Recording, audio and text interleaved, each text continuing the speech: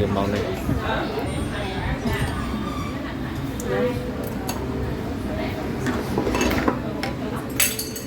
Ra bạn cái mũ khác quá.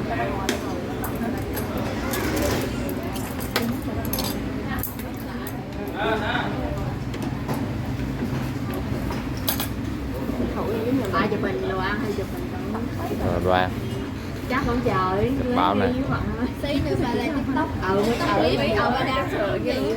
Bữa lấy điện thoại bà quay xong cái đăng đó. Xong cái bảo xóa kìa. để hai vợ chồng mới chụp đi. Đây đây. Ủa con quay à?